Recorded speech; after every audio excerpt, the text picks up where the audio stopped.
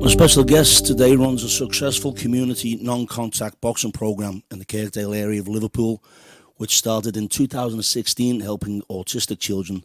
The program has since grown and now helps amputees, Down syndrome, wheelchair users, people with mental health, ladies who've suffered domestic violence. It's my pleasure to welcome to the show today Mr. Liam Starkey. How you doing, mate? Hi, Joe. Yeah, I'm good. Thanks, mate. Thanks for having me on. Liam, the Inclusive Hub is the name of the program. Where did you come up with the name, and how did you first develop the project? So it was originally born from my father, Gerard Starkey. So he was running a boxing gym in Kirkdale, Liverpool, quite successful boxing gym. And it was born out of basically the council, Liverpool City Council, approached the gym and said that the gym wasn't inclusive enough. Well, previously, years before, it produced world champion boxers, but it was going through a stagnant time, and my father, who was running it, he sort of introduced an inclusive arm to the gym. He called it the Inclusive Hub, which was basically, it was on a Saturday for an hour. That was just for people who has autism, for young children, and it grew considerably. It went from 2 sessions on a Saturday and then 2 sessions on a Sunday, and we eventually outgrown the building itself. Due to the demand, due to the sort of the results that we were getting with the children, and we ended up moving on and getting our own area, our own sort of location, our own gym around the corner from this boxing gym. So yes, I mean, to answer your question, it was born from sort of the council asking me dad to become more inclusive. We did, and then we went on our own. Well, we were sort of left on our own by the council, to be honest with you. And yeah, so it was born. The Inclusive Hub. So it's as you said, it's been successful over the last 4 or 5 years, Joe. Yeah. Well, I want to talk about your dad, Gerard Starkey. He's been involved with boxing in the city for many years. In fact, he trained me when I was 11 or 12. Okay. Yeah, he did. Yeah, in the old Rotunda gym, which was then in Major Street off Stanley Road, and I used to live around there. And I went back when I was 18. He put me through my paces again in Lambeth Road.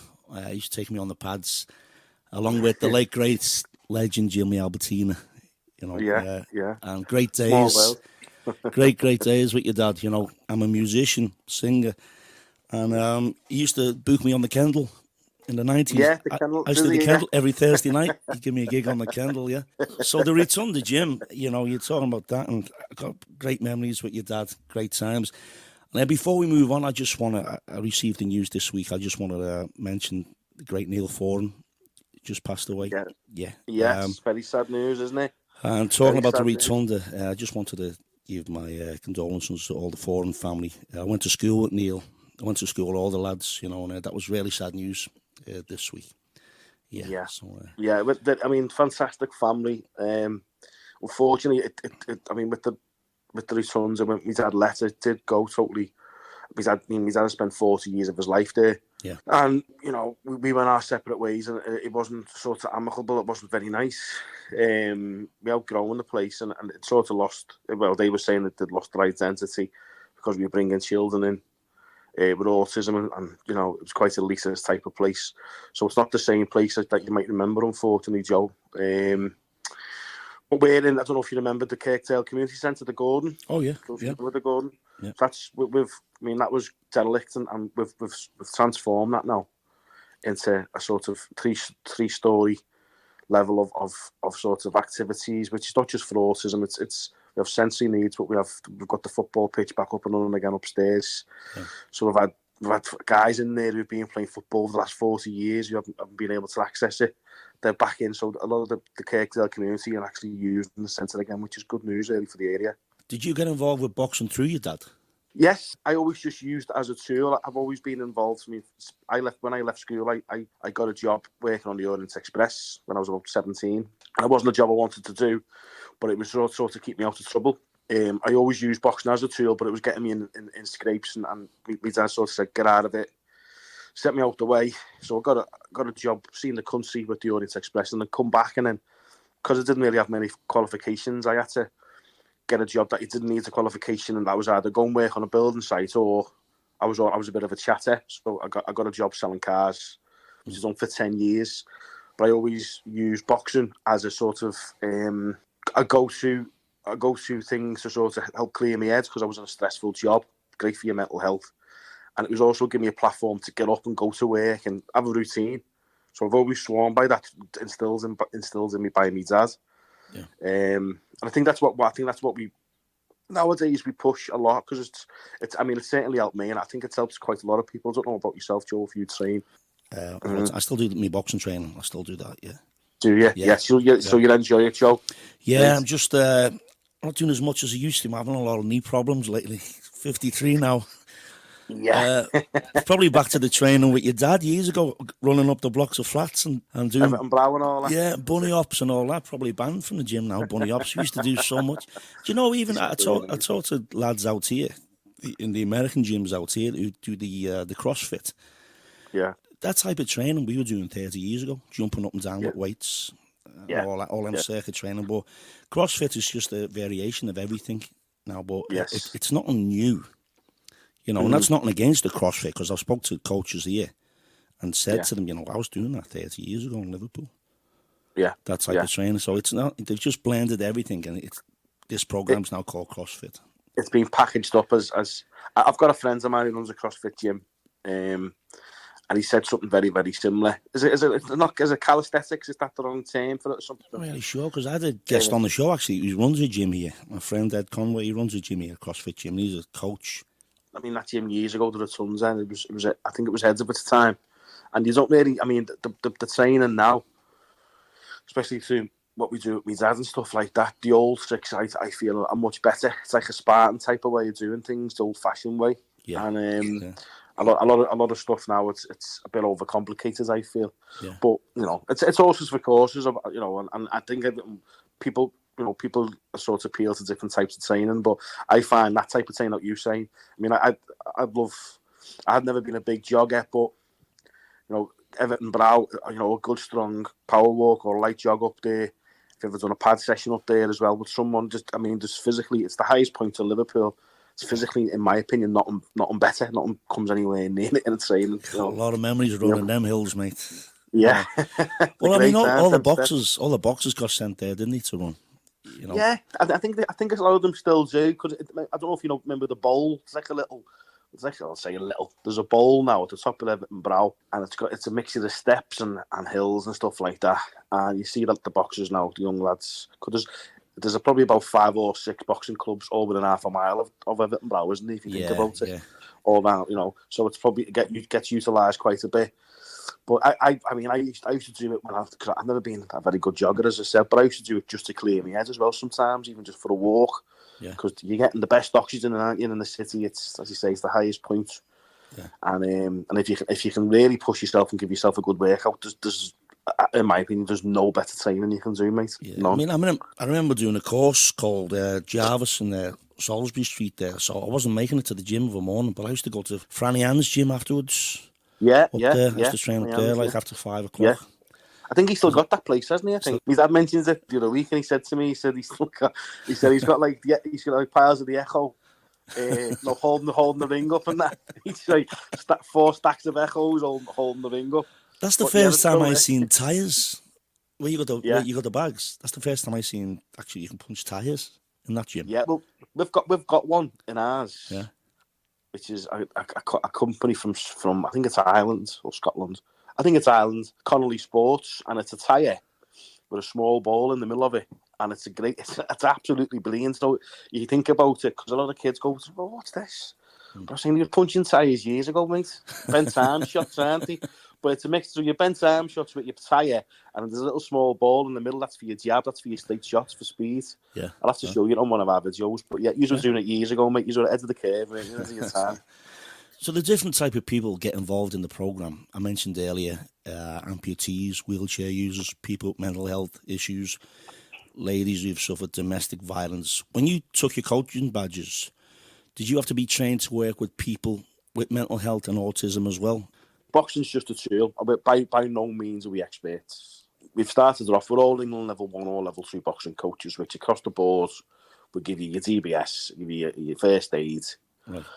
Give you everything you'd need to be a coach. You could coach a professional boxer if you wanted to, with that sort of accreditation. Right. But you'll find a lot of people with like disability or additional needs, you've either got it or you haven't. You can't really teach. We have a lot of people that come to us. I'm not just to sound arrogant in any way. A lot of people from all over the country come to us and say, "Oh, we'd love to get involved, or you show us what to do." It doesn't work like that. We can't show you. You've either got it or you haven't. Yeah. Got to treat everyone differently, but the same. If that makes sense. Everyone responds to different types of methods and stuff like that. But to answer your question, we are all accredited in terms of like we go on every course that you can go on. Yeah. So we've got a nice team now, staff members, and like the other week we just done a visual impairment course, which is very, very handy because I didn't realise it's not just you're not blind, it's different variations of being impartially blind. In terms of autism, it is a very complex thing, but again, we're open 7 days a week, but each session will last an hour. And then they may have, the lunch or whatever after it. So all you've got to do is set out something structured that is bespoke to that person's needs, or they're going to get something out of it. And that's the beauty of the Inclusive Hub, because over a weekend we have around about 100 children over 4 sessions, and every single one of them has got a different additional needs in some shape or form, because there's that many different strands of autism, but everyone's doing the same workout. Yeah. Do you know what I mean? So it's great in that aspect, because I think a lot of people have missed the circuit box in schools, especially because people love to be empowered, don't they? People love to put a pair of gloves on and to throw a punch, or to feel. It's it's very empowering thing to get in the ring and do some pads, or yourself, you've done it yourself. So I think in terms of training courses, we do the training courses, like we've been on autism, peer mentoring. We're constantly sort of trying to keep up, in terms of making sure that we are on top of the game. But a lot of it, mate, you can sit in classrooms all day and you can sit on all the computers and do all that. But a lot of it, mate, is time saved, really. Oh, yeah. You know what I mean? It's not the question. Well, you can't beat life experience, Yeah, that's it, mate. That's it. You've hit it in a one. I done an interview with a young kid the other week. He was a cracker kid. He's sitting in his room and he was doing it for, I think he started a podcast. And he's a very, very, very intelligent kid. Joe Skinner, his name is. And I saw that. Is that you were the guest on it? Yeah, I watched it. And you're looking up behind him, and he's got a harness and he's got all the equipment, and that's just a normal thing for that lad's such a strong lad. He was just talking about certain things and touching on, and he was saying about like the coaching side of things and dealing with different people and stuff like that. But I said, the team that we have, someone might even get on with me, or I'm not a kid, but he might get on with me dad, or he might get on with another coach. Yeah. One of our team will always get on with whatever different type of personalities we've got. We've got young coaches, we've got older coaches. So it's just making sure that you've got a good variance. It's making sure that whoever's working or whoever's coaching are open to help teach. You've got to get on the level with someone as well. Do you know what I mean? You can't talk down to them. Like today we had a school in. We had the ladies group. So we've had that ladies group now for about 3 years. And they do yoga, or they go for walk and talk sessions, or they go for a coffee. And they're talking to each other. They've got like one parent might have a child with autism, and one parent might have a child that's just getting diagnosed with autism. So she's seeking advice through it. They help each other, and it sort of prolongs. It's great. But then after that, we had a session with kids who are naughty kids. Okay. So you've got to change then. You've got to adapt. Not that you're going to be all shouting, but you've got to be firm, and you've got to be, make sure that they're showing respect. And then after that, we had a group, complete learning difficulties. People that, are not very responsive, slow motor skills. So again, then you've got to change again. So you've got to. So yeah, I think it's a lot of it, mate. Is as I say, it's time saved. I think with terms of coaching. Do these people just approach you and the family after hearing about the club? Because word's really spread now, hasn't it? When you first started, word's really got round. Do you know what, mate? I think when we first started, because we started from the Rotunds, that was a popular gym in itself. Yeah. And then it grew from there, but it was for the best that we done our separate thing. But I think we were still sort of identified as being as part of that gym. Okay. So we had to make it official that we weren't a part of the gym. We had to rebrand, so we changed our logo. We got a patented. I don't know if you remember Tony Brown. Yeah, I remember Tony Brown, the artist, great artist. Yeah. He designed our logo, so we rebranded all that and then got our own premises. So I think, to be fair, just before COVID, we were getting more and more popular in terms of the website, with people making inquiries.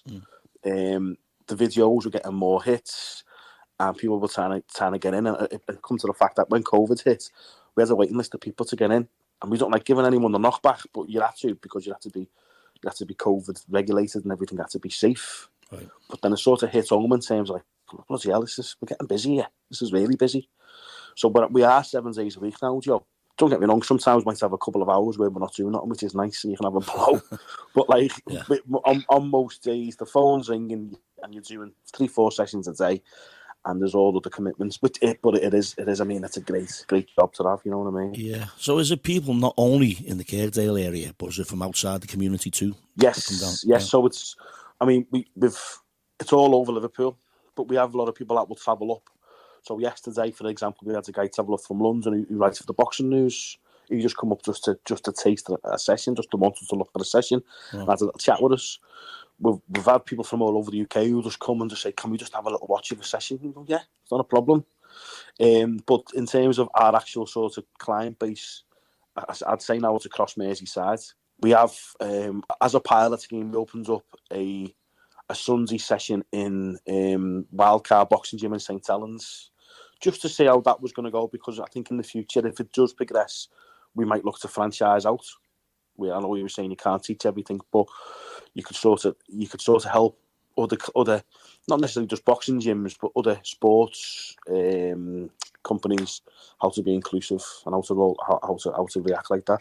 But yeah, if we actually look at our client base now, it's well over 1,000, and the postcodes are L postcodes all the way throughout Liverpool, CH postcodes throughout Merseyside, the Whittle, and we've even got like St Helens and Warrington and stuff like that. So yeah, they are travelling in people now to come and work with us. You do fantastic work anyway, all of you.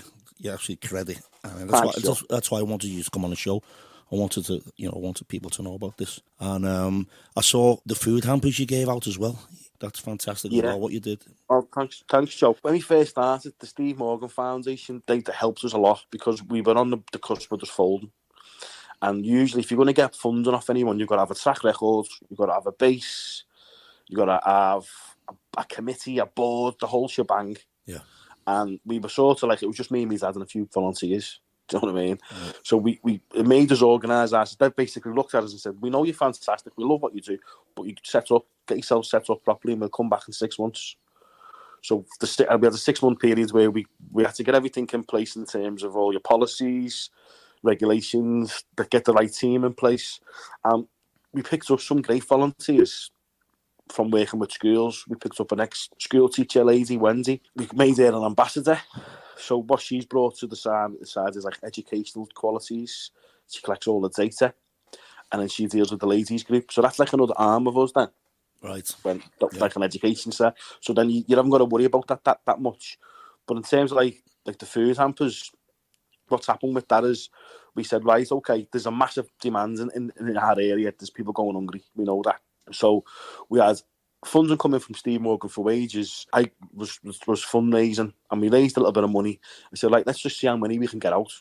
Let's just go and buy loads of boxes.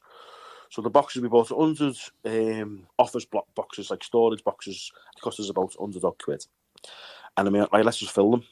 So we went to 5 schools locally, and I think the first week we was on about 80 boxes. And we just said to the schools, like, there's our details. We wrote a note in the boxes, a recipe for meals, all different items of food, educational stuff for children, some toilet sanitary products for parents and whatever else, and all that. Because people couldn't even get out to the shops at the time. Yeah. And then our contact details, there's our website, there's our number, let us know. And then from there on, it sort of steadily kept at that rate. But people were donating then. People were saying, listen, can I contribute? Can I give you money? Or can I buy food? And it just sustained for months and months and months. Different community companies were giving us bits, like the Legenda, the Housing Association. They were saying, yeah, we will help you. We'll drop them off with you. And it become a little bit of a thing where people wanted to get involved. And it caught a bit of momentum. Right. So it was great in the fact that we knew that we were giving them to schools directly, and they were targeting families, and people were getting fed. That was the main thing. Yeah. But then it grew into the fact of the range of people. We were going to care homes then, and people were coming to us, and we were giving them boxes of food. So, and it's still something that we still do to this day. But at the time, through COVID, it was at the height of it. It was like it was life or death. I felt, looking at Kirkdale, which shocked me a lot.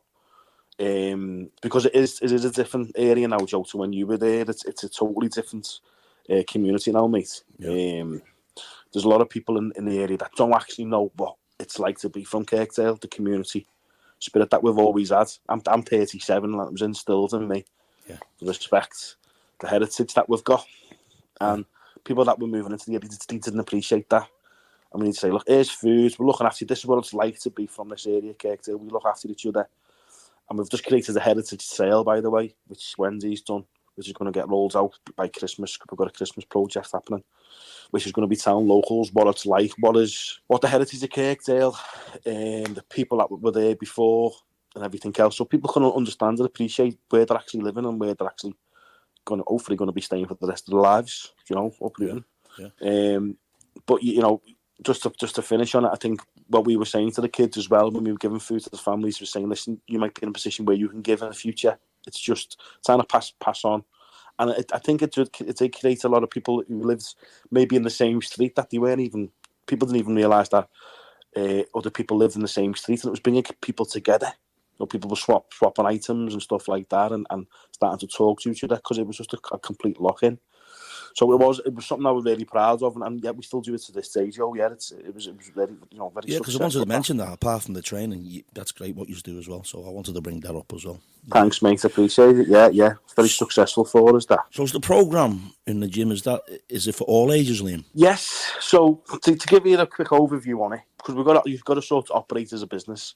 So Monday to Friday, it's made up of school sessions, college sessions, which are more bespoke there, like for behaviour or for the autism or some sort of additional need, where the school will come to us and say, we want to improve these bunch of children, we want to improve the attendance or the grades or whatever it is, and we want to come to bring them to you and see. We'll pay for the service and we'll see what progress we make, and we're collecting stats and everything else. So that's usually around late morning and then lunchtime, so we usually do about 2 or 3.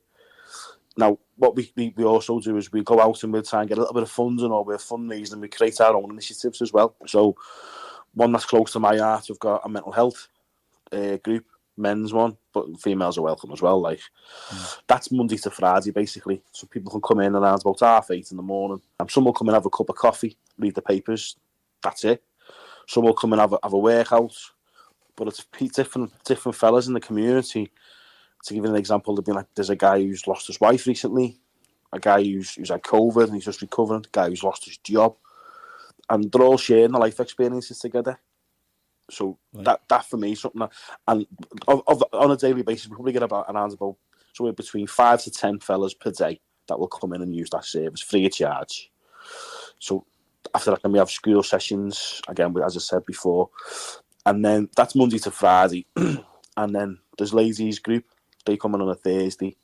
They're in for a few hours. And then over weekends, after we've done the school sessions, after we've done our own initiatives, we have the inclusive hub sessions, which are an open age from 5 and above for any additional needs.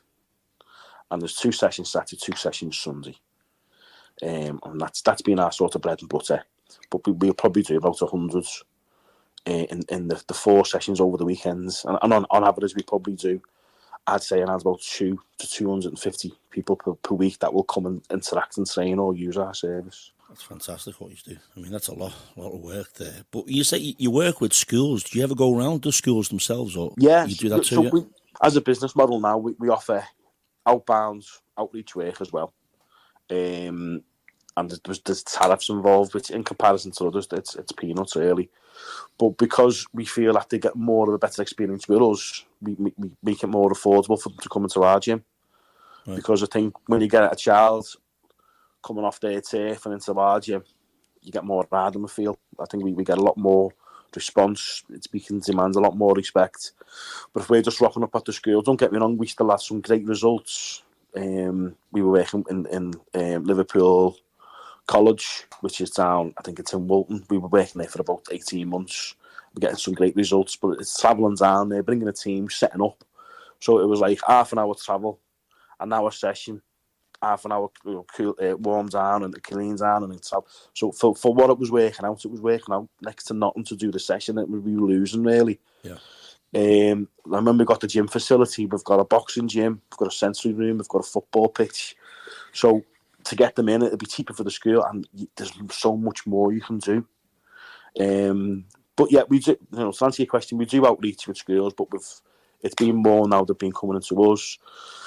Today, my dad done some outreach with a couple of the girls from the ladies group, and they went to Amphal, the house, which is my dad said, it's a graphic area. It's a very, it's a very intense place to be.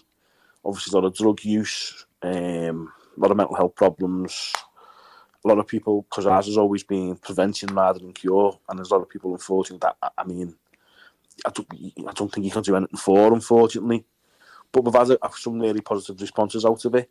Yeah. So we'll always do outreach when necessary. We work with the probation service, outreach and stuff like that.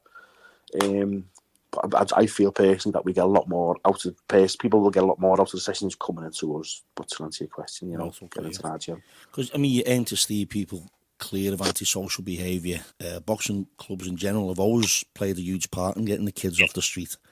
Yeah. Off the street corners into the gym and teaching discipline. I think boxing's a lot about discipline as well. Because I remember myself as a kid, getting the kids off the street and you become a better kid for sure. Most definitely. I think there's some real success stories where a lad, a girl or a boy can walk into a gym, not have many attributes in terms of wanting to get a certain job or wanting to do something, aspirations in life, and can completely change their life around just by getting involved in a boxing gym.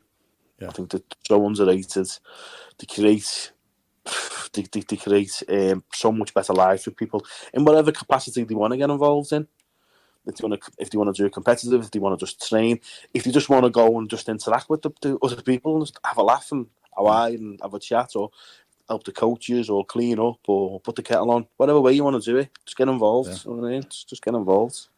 I also wanted to tell you that, because I know you work with amputees too, there's a friend of ours here in San Antonio, her name's Kelly Emlinger, 20 years US Army captain, retired US Army captain.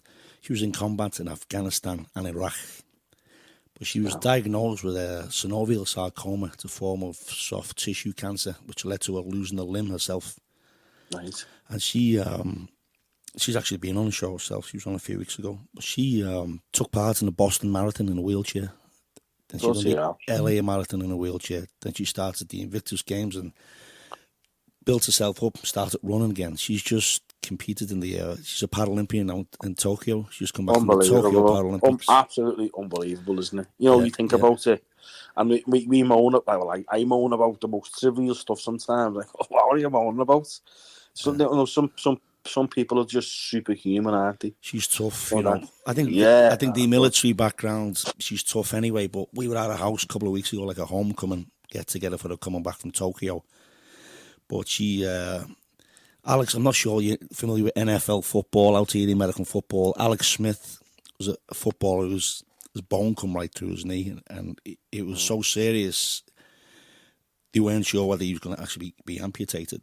She nursed him back to health. He came to San Antonio, and she'd already lost a limb herself. She brought him back, and he played again. Unbelievable, isn't it? Isn't that unbelievable? Yeah. So I wanted to mention that only because I know you work with amputees, and I thought it's amazing. It's amazing, isn't it? It's just like the power of the mind as well, mate, isn't it? Yeah. Think about it. Yeah. You can. A lot of people who we deal with, and you probably heard yourself in different avenues. Like, there's people have been told, no, you can never use that limb again, or you'll never do this, you'll never do that, and then they just, as you probably would yourself, you resign yourself to be going, I can't do it, I'm not going to try. And I think with the art of just like general fitness in whatever shape or form that takes people's fancy, but getting involved is a massive thing, and pushing themselves, and people from the ex-military, it's just embedded in them anyway. Yeah. They're superhuman. But I think in normal everyday average Joe, as you'd like to say, just getting involved or doing something different, and it's a big world out there, isn't it, in terms of stimulating themselves through fitness and activity. It is, yeah. And it just gives so much more as well in terms of mental health. It just improves everything, doesn't it? Well, you just mentioned there your club motto, prevention rather than cure. Where did you come up with that? So it was just like, again, with my dad, we were always thinking about trying to catch trying to catch people before they go into antisocial behaviour. So, as you know, and not just Kirkdale, but in Liverpool itself now, if you've got to try and get a kid early, you've got to. And because, as I say, we do deal with additional need, but under the additional need caveat is like ADHD and these type of things where people will say, pigeonhole them and say they're just naughty kids. Years ago, they were just known as naughty kids. Right. But now it's classified as a different caveat. But basically trying to get these skills and trying to instill something early on in their lives to save their lives rather than... Because we deal with that many kids that are close, like a couple of steps away from care. Right. Do you know what I mean? Yeah. So it's like, you can have certain age categories, can't you, where you go, I can't do nothing with that child. He's gone. He's gone because he's been brainwashed, he's getting involved in antisocial behaviours, getting involved in crime, getting involved in drugs, getting involved in all that. I can't pull them back now, and they go into care and they go into whatever else.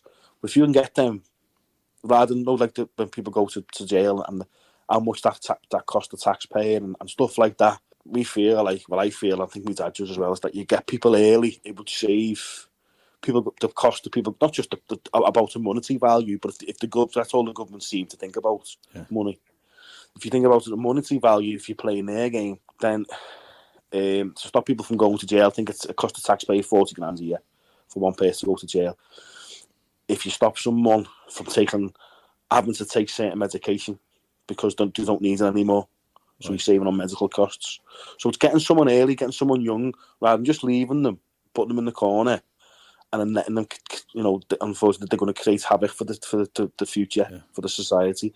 So prevention rather than cure. Rather than trying to cure something before it's too late, get it early. Do you know what I mean? Let's just get in there early and start instilling the right things into these young people before it's too late. Do you know what I mean? That's effectively it. Like, do you find they really look up to you and respect you once they've been coming to the hub? But do you know what, mate? I never boxed competitively, but I know how to box because my dad's has had me in putting a pair of gloves on since I was a kid. So with the kids, I'm a big fella, so you're dealing with little kids, but I'll talk on their level with them. So but it's trying to have that fine line sometimes, but they're trying to overstep the mark. The kids on the weekends, I've got great relationships with a lot of them where they come in and give you a hug. A lot of the Down syndrome kids, you've got that bond with them. Some kids during the week, the kids are like, the school kids, some of them have been causing trouble all week. So we won't let them come. If they've been causing trouble in school, they're not allowed to come to our sessions. And then when they come and you get hold of them, you've only got them for an hour. So, you can have a little chat with them. And I had a young boy the other day. He said to me, he said, "You okay?" I said, "Yeah." He said, "Do you mind taking me on the pads?" I said, "Yeah." I said, "Come on," because it's usually quite a structured session, you know what I mean? Yeah. So I said, right, everyone was doing something. I said, "Come on." So take him on the pads.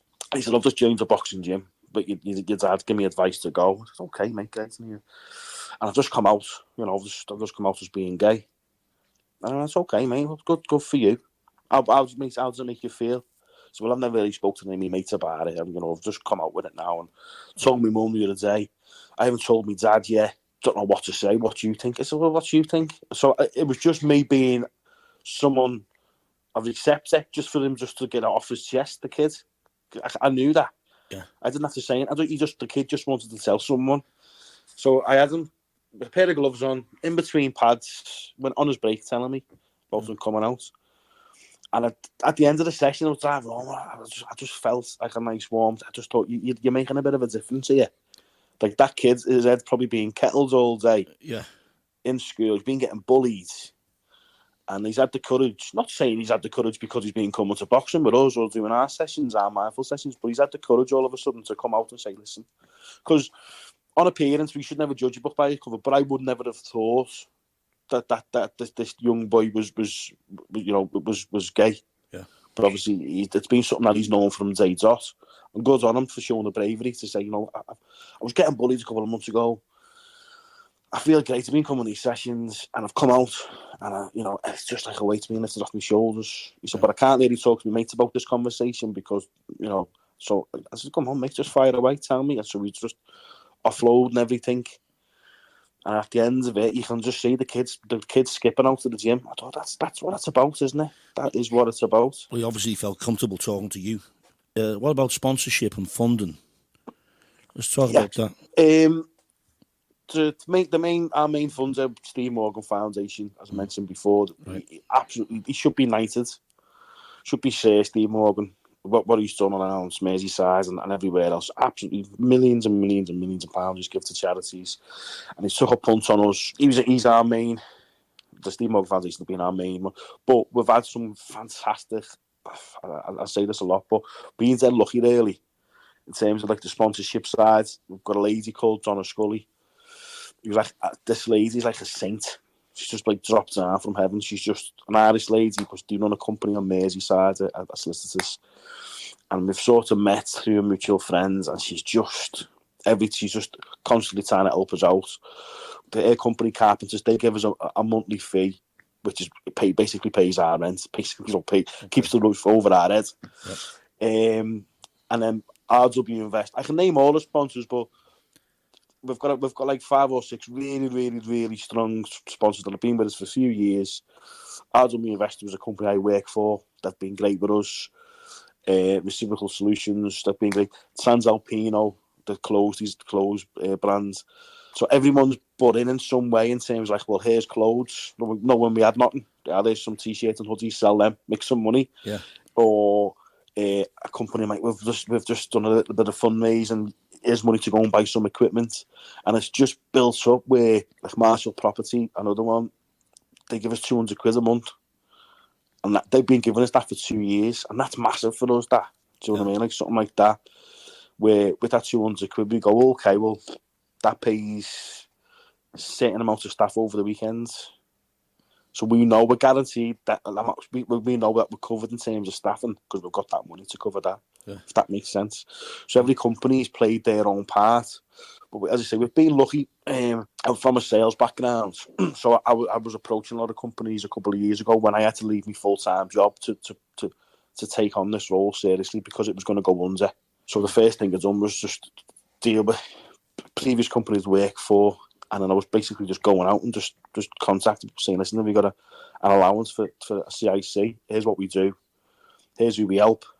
If you can give us £10 a month, it's something rather than nothing. Can you help us out? And we've been really lucky. And I'm touching my head, mate, but long may it continue in terms of we still get the sponsors to still stay with us because they've been pivotal in us sort of keeping our heads above water and helping people really, mate. That's great. Liam, what's the best platform to find out more about the Inclusive Hub and how people can get involved? So our major platforms would be Twitter. Okay. Our handle is at Liam Starkey 84. You can just type in the Inclusive Hub. Instagram is another one. Again, it's the Inclusive Hub. We're on Facebook as well, as you know. Your videos are great. I think it's great what you do because that's how I first seen it. That's how I first seen it. I first seen it on Twitter, actually, to be honest, and then got you on Facebook. But the videos are fantastic, you and your dad. And thanks, mate. Boys, thank you. Thanks, mate. Appreciate it. But we've got all our social media outlets there. I'm even on LinkedIn as well. Our website details are on there. In terms of wanting to get involved in any capacity, just contact us. Send us a message on email or send us a message on social media. Give us a follow. We'll follow you back.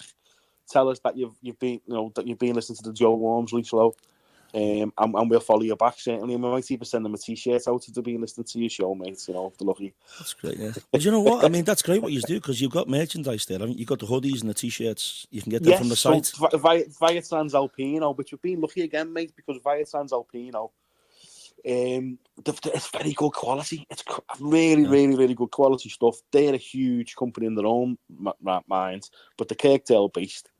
They've got a shop on Ball Street in town now. They sell a huge amount of T-shirts and hoodies, and we get them. They give them to us practically nothing. So it's the fact they give it to us for nothing. T-shirts and hoodies, and whatever we can make on it goes back into the kitty to try and help us help kids. Right. There's other types of merchandise that we've had as well. But our major sort of income would have been from the t-shirts and the hoodies, which are available online to purchase as well. I'm gonna get one myself. Can you ship to America? I'll put the extra postage in it. Well, I'll tell you what we'll do, mate. Send me your address after this. I'll get one ordered and get one sent out for you, because we've got one of our ambassadors, Bill Manan. He gets the t-shirt and the hoodies out everywhere. No, in terms of like people wearing them. We had Eddie Hearn with one on the other week. We've had Ebony Bridges, the Australian boxer. We've had Conor Benn, Nigel Benn. So the t-shirts, if you have a good look at our Instagram pages, we've got like a celebrity margin where you see people will wear them and trying to make them quite trendy. But to give you like our logo is the live bird, and it's in the colour of the autistic spectrum on a black background. So it's we're all Evertonians, but it looks like the Liverpool badge, but it's not. But send us your address, mate, and I'll get one sent out to you. No problem. Brilliant. Well, funny enough, I had Nick Barmby on the show. Did you? Yeah, Nick was on a couple of months ago, yeah. And he was talking about his Liverpool and Everton days. What's he up to, Nick Barmby? Well, I met Nick a couple of years ago because I was doing my gig in San Antonio on the Riverwalk, and I seen him come in with his missus. I'm looking, I'm saying, that's Nick Barmby. So anyway, his wife come over. She went, do you know any Ed Sheeran? I said, no, I don't do any Ed Sheeran. And she goes, are you really a Scouser? I said, yeah. Do you know what that is over there? I said, I do. Come and have a drink with us. So it turns out his son was playing for San Antonio. Yeah, okay. San Antonio FC. So he was over visiting his son. And he was here for a week or so, and then he came back. But when he came back, there's a Liverpool supporters club here where you watch the game. And he came up and met all the lads and signed every shirt. I done a gig. He stayed 6 hours. He stayed with his family with us. Does he? Yeah. Yeah, he got up. We done Never Walk Alone together. I know you're a blue. Oh, so he's a red then, is he? Yeah, he was telling us all about his, his Everton days, his Liverpool it sounds days. Like a good skin, mate. Sounds like a good fella. He's a good guy. He's a good footballer, I know that. Great footballer, I know that. Yeah. Liam, it's been a pleasure. You and the team do a fantastic job helping so many people. Please give my regards to your dad, Gerard Starkey. I will do, Joe. And also John Donnelly. I've seen John Donnelly's involved. John Donnelly's the director. Tell John hello, so, yeah. Tell John him, as well. I'll ask him to post out the jumper, but he'll probably try and charge you for it, mate. No, yeah. Like. I'll send me the cards, mate. Okay. Thank you for your time, Liam. It's been a pleasure. And keep up the good work. Do a fantastic job. Thanks a lot, mate. Joe, and enjoy, mate. All the best. All the best. Care. Thanks, mate. Ta-ra, Thank you. Ta-ra, mate. Thank you.